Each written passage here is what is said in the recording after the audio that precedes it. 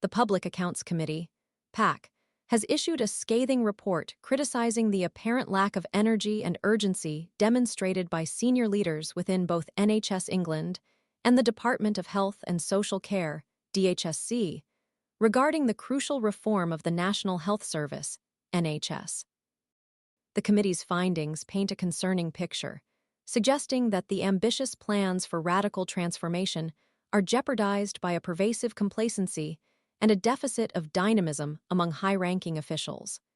The report, a damning indictment of the current leadership, explicitly states that the necessary drive and innovative thinking are absent within the English health service's upper echelons. This deficiency, the PAC argues, directly undermines the transformative vision championed by Keir Starmer and Wes Streeting, effectively rendering their ambitious goals unattainable without a significant shift in leadership approach and execution. While the report refrains from naming individuals directly, its conclusions stem from a November inquiry involving 5 senior civil servants. These included Amanda Pritchard, Chief Executive of NHS England, and Sir Chris Wormald, then Permanent Secretary of the DHSC, who has since assumed the role of Cabinet Secretary. The committee's questioning revealed a lack of the necessary impetus and proactive engagement required to successfully navigate the complexities of NHS reform. The PAC's central concern revolves around the squandered potential for modernization. The MPs argue that the current leadership's shortcomings risk jeopardizing a golden opportunity to modernize the NHS's operational structure, ultimately hindering efforts to improve the nation's overall health outcomes.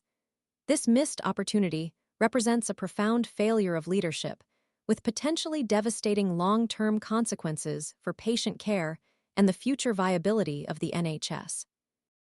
The report further underscores the detrimental impact of the perceived lack of collaborative spirit between the DHSC and NHS England. This disconnect, previously highlighted by Health Secretary Wes Streeting, who expressed surprise at the fragmented working relationship, directly impedes progress on critical reform initiatives. While officials now claim improved collaboration, the PAC's findings suggest this improvement has yet to translate into the tangible action and demonstrable results necessary to instill confidence in the reform process. The committee's concerns extend beyond mere operational inefficiency. They encompass a fundamental failure of strategic vision and leadership at the highest levels of the health service. The report emphasizes the urgency of addressing this leadership deficit, calling for a rapid and decisive shift in approach. The PAC highlights the substantial resources already invested in NHS reform and warns that the current trajectory risks rendering these investments futile.